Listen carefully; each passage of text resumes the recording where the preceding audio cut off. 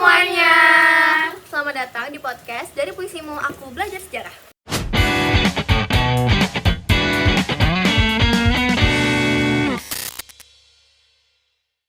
Hari ini kita bakal ngobrol bareng 3 temen gue yang sama-sama suka film, sastra, dan kadang terlalu serius mikirin hal-hal receh.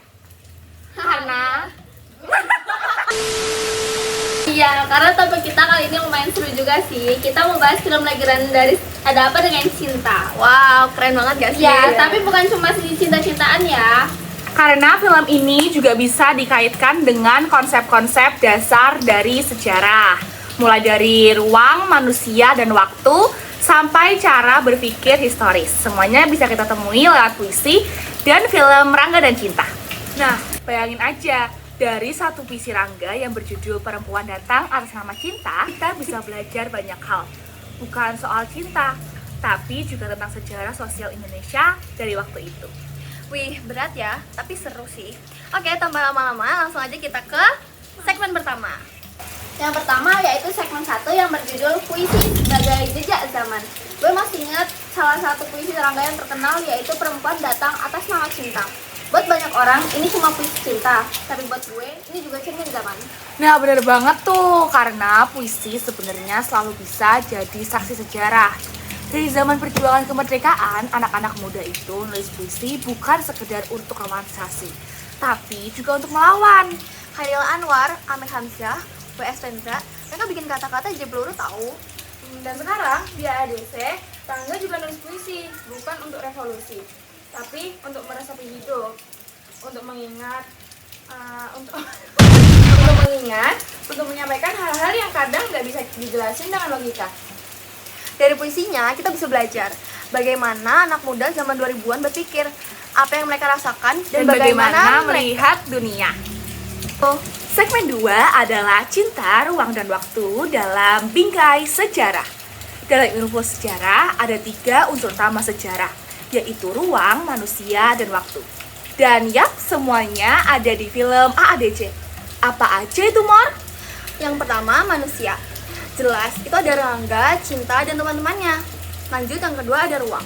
Jakarta, Yogyakarta, bahkan New York ada di AADC 2. Yang ketiga, itu ada waktu.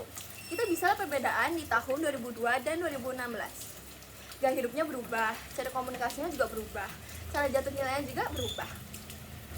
Film ini mungkin nggak bicara soal perang atau kolonialisme, tapi dia menyimpan jejak sejarah sosial, yaitu tentang remaja, tentang ekspresi, tentang pendidikan, bahkan tentang kebebasan berpikir setelah era Orde Baru.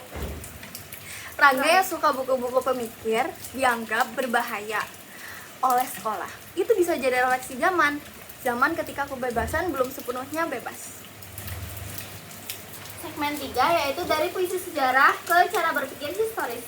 Kalau kita tarik lebih jauh, AADC bisa juga ngajarin kita cara berpikir sejarah loh. Yang pertama ada diakronik. Diakronik itu adalah ngelihat perubahan dari waktu ke waktu. Misalnya gimana hubungan Rangga dan Cinta berkembang dari masa SMA idealis ke dewasa yang realistis. Selain diakronik, ada juga sinkronik. Apa itu sinkronik? Yaitu ngeliat satu momen secara mendalam. Kayak kehidupan SMA di awal tahun 2000-an, geng cinta, mading sekolah, toko buku, semua itu sekarang sudah menjadi sejarah kecil yang menarik banget buat dilihat ulang. Dan yang lebih penting, lewat puisi, AADC ngajarin kita buat merenung. Karena sejarah itu bukan cuma tanggal dan fakta, tapi tentang rasa dan tentang makna. Setelah itu ada segmen 4, yaitu sejarah yang hidup. Jadi sekarang kalau menonton ulang AADC, coba lihat dari sisi lain. Jangan cuma Rangga bilang saya nggak bisa, tapi lihat juga apa yang disimpan oleh puisinya. Karena dari puisinya gue belajar bahwa sejarah bukan cuma soal masa lalu, tapi soal bagaimana kita mengingat dan bagaimana kita merasakan waktu yang pernah ada. Oke guys, sekian pembahasan kita tentang Dari Puisimu Aku Belajar Sejarah. Sebelum menutup podcast hari ini, aku mau tanya dulu ke teman-teman aku, mana scene di Rangga dan Cinta yang menurut kalian paling memorable banget, mulai dari Maura. Oke, menurut gue, scene yang paling memorable di AADC itu pas si Cinta itu bilang ke Rangga, "Lo itu belum sih." Gak malu dulu.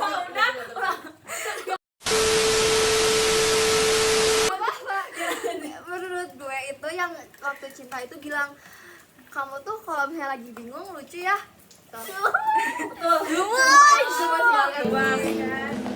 Hey, kamu tuh kalau lagi kebingungan tuh lebih nyenengin ya. Kamu bingung aja terus. Kamu? Hah? Iya kamu. Biasanya kan ngomongnya lo gue. Pas terus. Lanjut, Iya, aku tuh paling memorable itu pas mereka tuh belajar ngedance bareng gitu lah yang kalah.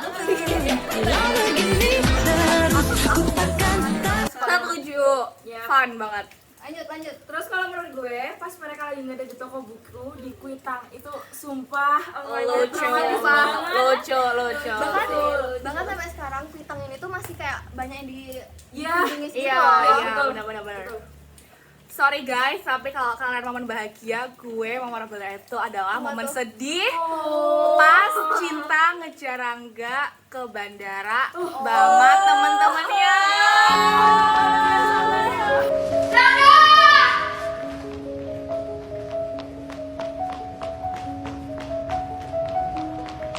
Cinta?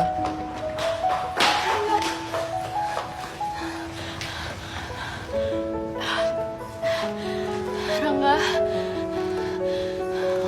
waktu terakhir sekali saya ketemu kamu, saya nggak marah sama kamu. Saya marah sama diri saya sendiri. Rangga, maafin saya nggak mau kamu ninggalin saya. Maksud kamu? Saya sayang banget sama kamu. Saya juga sayang sama kamu, Tak. Sayang sekali.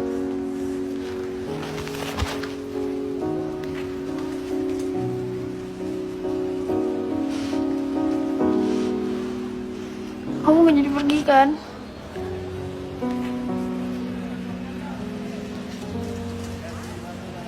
Kamu nggak jadi pergi kan?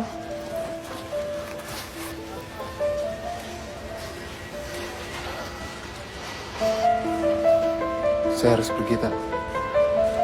Nggak, ini nggak fair. Ini nggak fair.